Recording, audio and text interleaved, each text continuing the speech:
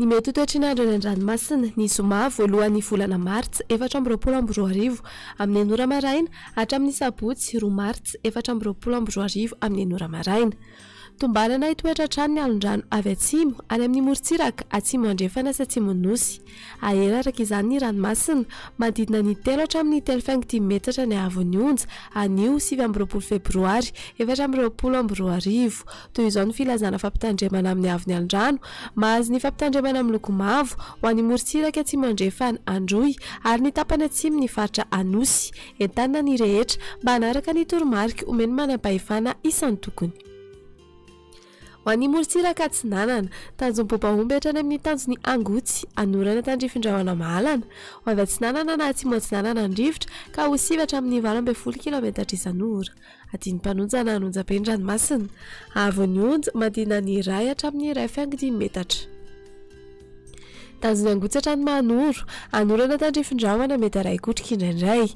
Ho avy Atsinanana na avaratra Atsinanana andrivotra ka ho 7 hatramin'ny 12 kilometatra isan'ora.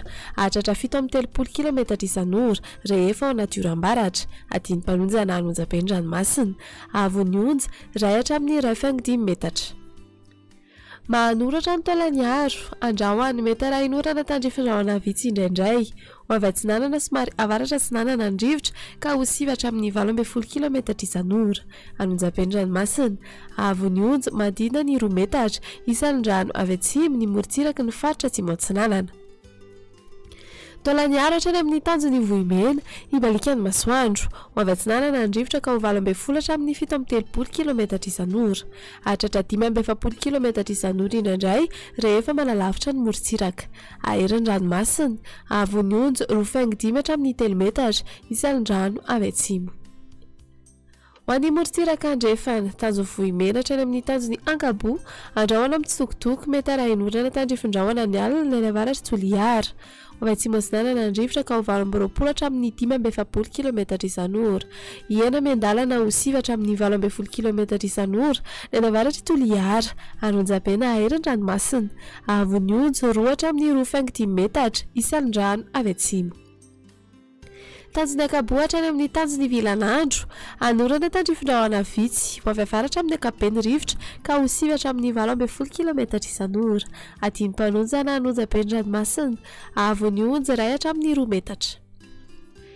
Tanjony Vilanandro hatrany Analalava, anorana tandrifin-drahona mety 2 kotrika indraindray.